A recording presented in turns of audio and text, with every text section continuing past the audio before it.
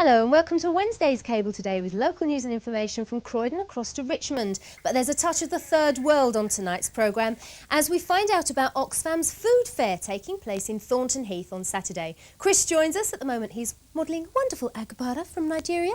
Thank you, Christopher.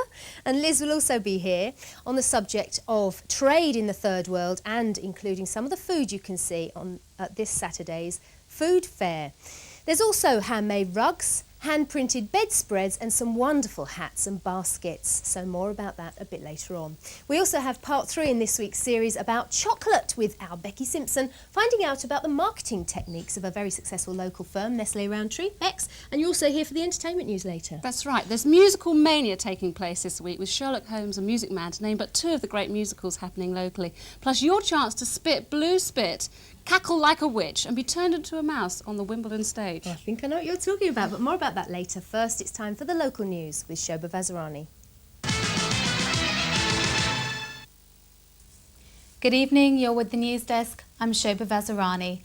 Tonight's top story: couple attempt to abduct a baby in Twickenham. Police are hunting a couple who tried to abduct an 11-week-old baby from his pram. The boy was being pushed by his 25-year-old mother in the Witton area of Twickenham yesterday afternoon when a white Ford Escort stopped by the pavement in front of them. A woman and a man got out of the car and approached the mother, asking questions about her baby. They also tried to persuade her to get into the car so they could give her a lift home, and the woman attempted to take the boy from his pram. The terrified mother managed to run off with her son, and the couple got back into the vehicle and drove away. Anyone who may have witnessed the incident in Chester Avenue around 4:15 p.m. should contact 081 577 1212 and ask for CID. Police are also warning local residents with young children to be extra vigilant. The female suspect has been described as 35 years old, 5 feet 6 inches tall, white with dark brown hair and pale skin. She was well spoken. The man is aged around 35 to 40, also white, 5 feet 8 inches tall and stockily built. He was wearing a white polo shirt and jeans. A man appeared at Croydon Magistrates Court this morning charged with child neglect. Unemployed Brian Penny, 24, of Merton Road, Thornton Heath, was remanded in custody. Police in South Norwood are hunting arsonists after 3 cars were gutted and a 4th damaged at a garage in Shirley early this morning. The suspects climbed over a security fence at Spring Park Motors in Wickham Road and stole property from one vehicle before setting the others alight. A petrol station worker was robbed on his way to a post office in Seaforth Avenue, Motspur Park, yesterday afternoon. The employee was approached from behind by 2 men who held what was believed to be a weapon to his back and another to his face before snatching his takings. They then sped off in a blue Ford Sierra towards the A3. Anyone with any information should contact WDC Fiona Owen at Wimbledon CID on 081 649 1212. In an earlier similar incident, a man was robbed of his takings from a bookmaker's, this time in the Croydon area. The victim was also approached on his way to a post office in Stafford Road and forced to hand over money at knife point. The suspects again fled in a blue vehicle. In both cases, the suspects have been described as male, 1 black and 1 white. A Carshalton mother has been killed in a collision with a police van outside a Spanish jail. Josephine Lewis, who was 63, was visiting her son Vivian, 27, who's being held in Malaga on drugs charges. Labour MP Malcolm Wicks will be signing a petition against VAT on heating on Friday afternoon.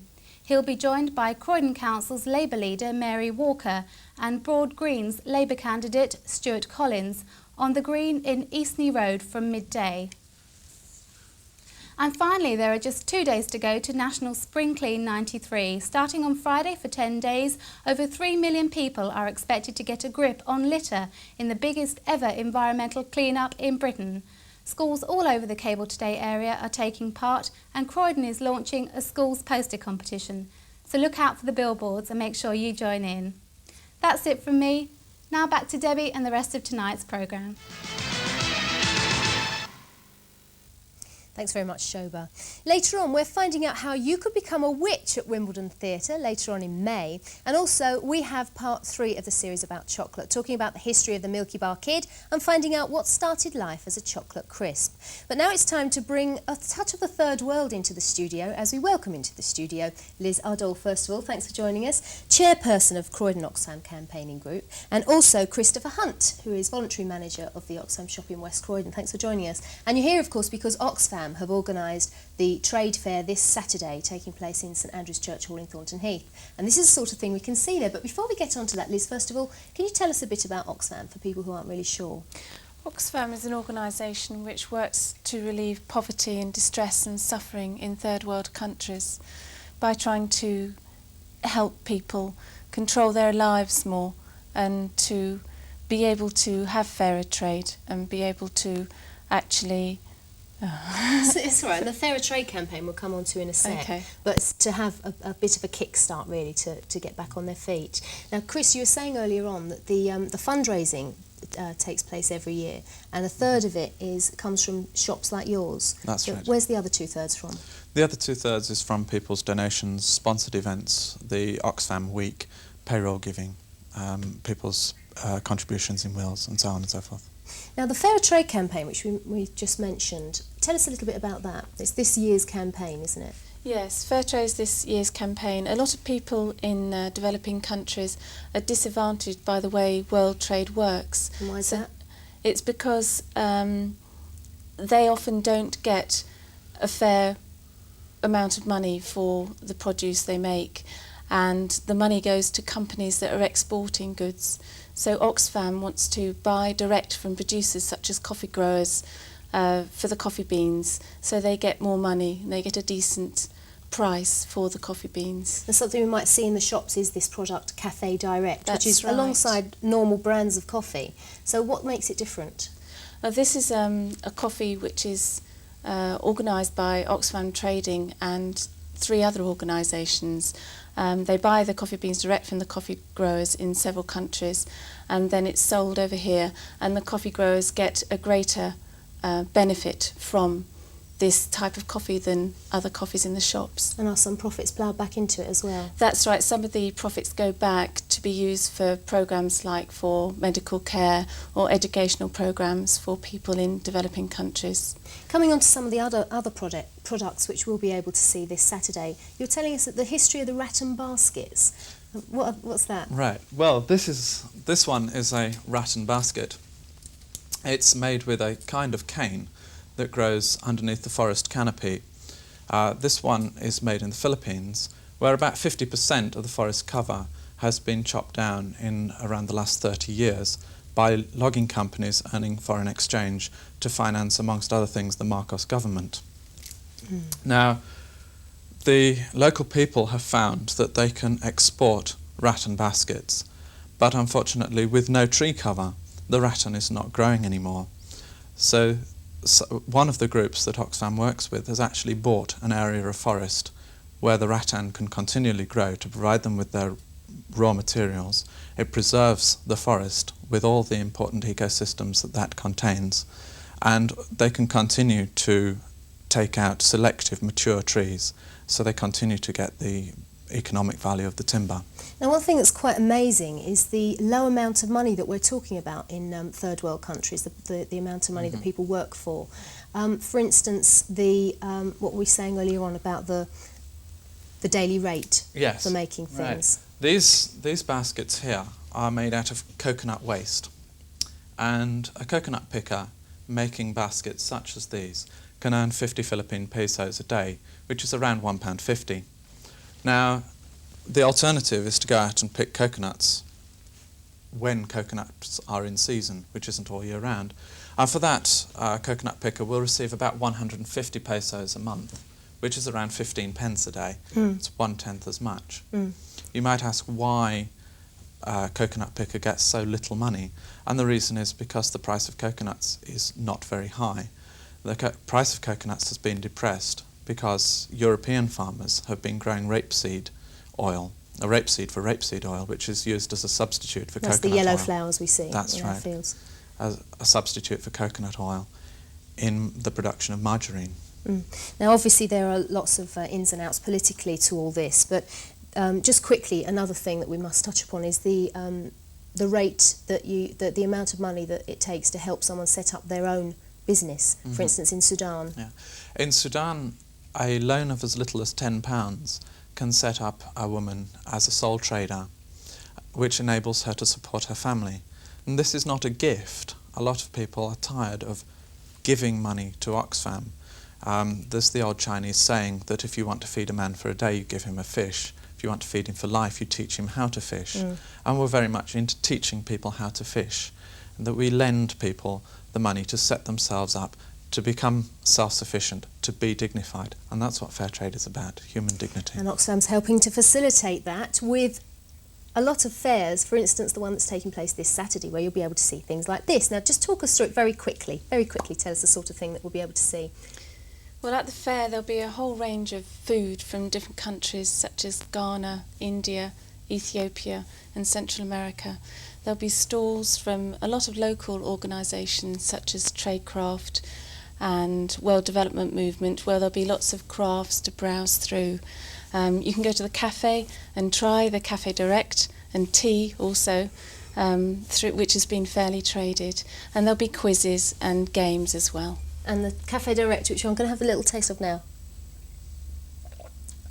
It's just like normal coffee. It's very good, actually.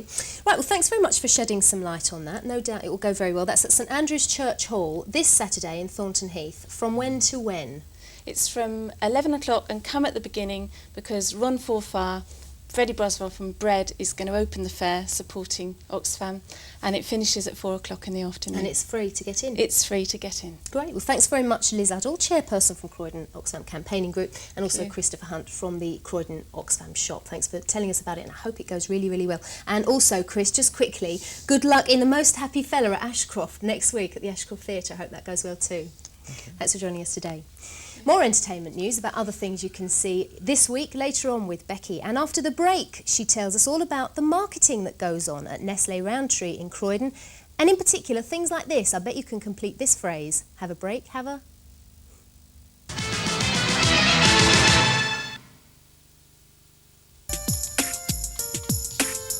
It's the place to be. Granaries, the premier night spot in Croydon. Enjoy exquisite food in our a la carte restaurant up to midnight. Relax and listen to live music and jazz in our piano bar, or dance the night away on one of 2 dance floors offering alternative music with the best soul and funky music in town. Come and join the fun in opulent surroundings, a great atmosphere and reasonable prices. Granaries, the cool place to be.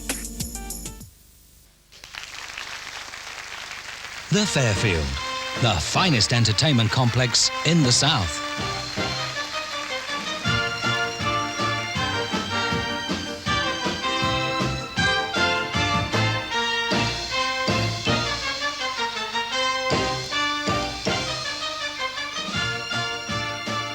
The Fairfield Croydon. You'll be spoilt for choice. 081 688 9291. She walks in beauty, like the night of cloudless climes and starry skies, and all that's best of dark and bright meet in her aspect and her eyes. The smiles that win, the tints that glow, but tell of days in goodness spent, a mind at peace with all below, a heart whose love is innocent. Why wait to marry her all over again?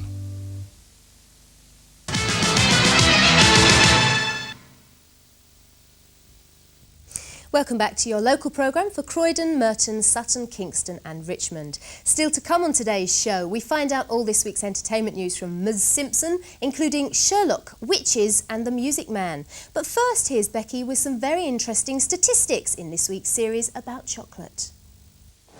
In 1992, the sales of confectionery in Britain hit a record of £4 billion.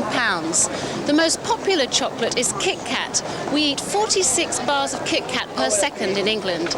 Kit Kat is a Nestle Rowntree's product, who are also the leading exporters of chocolates. Their headquarters is based here in Croydon. How have you marketed Kit Kat? Right, well, the brand was first launched actually in the 1930s, and it was originally named Chocolate Crisp. It was renamed Kit Kat as a sort of nickname about 2 years later, and then the name was eventually introduced and the Chocolate Crisp dropped in the 40s. Certainly when we first started with the product, it was marketed as the biggest little meal in Britain, because if you think the 30s and 40s during the war years, food values were very important. The break theme was actually introduced about the late 50s when we started the first TV advertising, and that really does fit with Kit Kat because it's the perfect accompaniment to a break. You can have it with your lunch, you can have it any time of the day, and we've really continued with that theme ever since. And I think now about 99% of the population can complete the slogan, have a break, have a Kit Kat.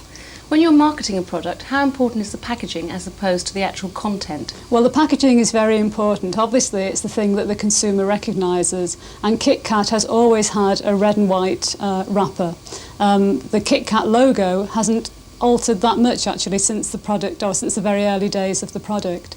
So when you have a big brand like Kit Kat, it's very important that you keep constancy throughout your packaging and that you don't make too many changes. So it is an absolute vital part of it. It is part of the brand. Now, Milky Bar is another major product of yours. How do you specifically market children? Well, actually, interestingly, it's adults who do most of the buying. Children actually do very little of the buying, and certainly for a product like Milky Bar, which is eaten by very young children, they certainly would be too young to be actually buying a chocolate product. So it's actually bought by their mums. With Milky Bar, we have the Milky Bar Kid, who I think he's just synonymous with the brand. He's a classic sort of hero. If you think of Milky Bar Kid, you immediately think of the Milky Bar brand. The two are just associated. And the Milky Bar is about, Kid is about 30 years old. Not in person, I hasten to add, but because we've had different kids throughout the years. But we've used the Milky Bar Kid in all the advertising. When we first launched the Milky Bar Kid, he was in a cowboy dress, and that was a very popular advert. He has evolved and adapted with the times. I think in the 70s he's become a spaceman and adventurer. But interestingly, a few years ago, we actually decided to relaunch him again as a cowboy. This is something that mums remember from their own childhood, and their young children like watching the ads as well. Do you take a different approach in marketing men and women? We mass market brands, and I think a lot of them are sort of equally bought by men as by women. We have a brand, for example, Yorkie, where it does have a slight male bias because of the trucker imagery that we used when Yorkie was first launched. Some chocolates, for example, Dairy Box, will have a slightly sort of feminine feel to it. So there are some differences, but by and large you find with the very big brands, they are bought fairly equally by both men and women. How do you create an advertising campaign for a product such as Kit Kat? Well, it's actually a similar process for any of our brands, but what will happen is the marketing department will prepare a brief for the advertising agency, and they will say who the target audience is, and they'll make sure that the agency are familiar with the brand's sort of personality and the type of feel that they want to put across. And then the agency will go away and get their creative department involved and come up with various proposals which they'll then put back to the marketing department. And marketing will choose the one that they like. The agency will design sort of what are called storyboards, and they'll then go out and do the finished commercial.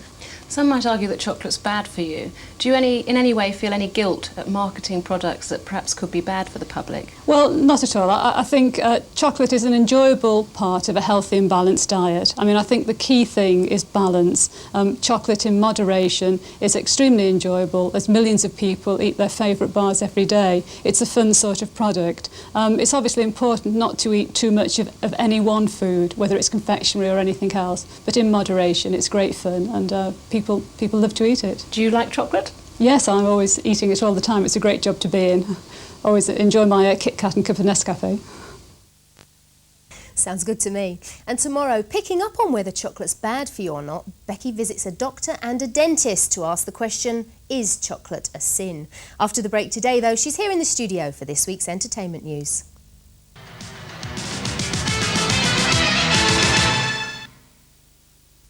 Group Range Cars in Mitcham has made it even easier to buy a new or used Ford. Now there's 0% finance available on Fiestas, Orions, Escorts and Sierras. Yes, interest-free credit on all used 92 J&K models, and most new cars too. Choose your car, choose your colour. Put down from just £1,400 and drive away. Part exchange welcome.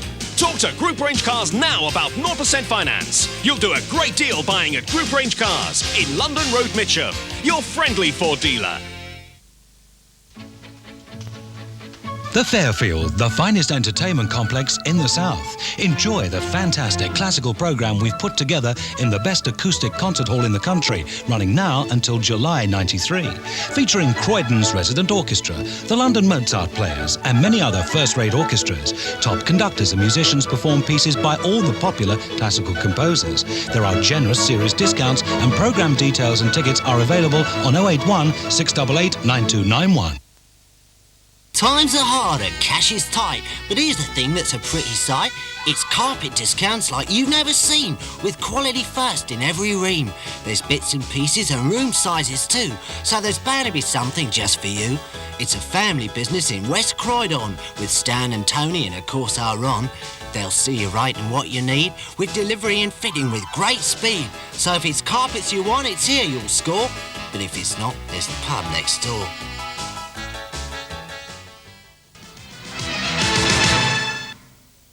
Welcome back. It's that time on a Wednesday once again for the entertainment news with Becky Simpson and musicals galore. But first we're starting off with last week's competition results. That's right, it was a competition to see Kevin Bloody Wilson tomorrow night, the Australian comedian, and very funny he is too, I'm told. And the question was, what is the name of the actor who plays Dame Edna Everage? And the answer, of course, was Barry Humphries. And the winner of that competition is Steve Clemenston, who is from Morden, so 2 tickets will be on their way for you to see Kevin Bloody Wilson tomorrow night. Well done. But we're starting off in West Norwood tonight. That's right. Our Town, which is a play by Thornton Wilder, who's an American playwright, is taking place at the South London Theatre Centre in West Norwood. Now, Our Town, as I say, it's an American play. It's set in New England, in a village in New England, in a small village, and it starts with an actor saying, I'm going to tell you about my town, and it literally does just that. When it was originally on over in America, it received excellent reviews because it's a very, very good play. It was described by the New York Times as beautifully evocative play, brimming over with compassion. And it's a bit like Our Undermilt Wood by Dylan Thomas, in so much that it looks at the triviality of living in a small town, but it looks at the positive and the negative sides of that, the quaintness, but at the same time the small-mindedness. So it's a lovely play. It's put on by a very good theatre company, the South London Theatre Company, known by a lot of people. They've got an excellent group of members, and this is a large cast, so you've got both, if you're a regular visitor at the South London Theatre, you'll recognise some faces, but there's also some new faces as well. Brilliant. Is Music Man an American play?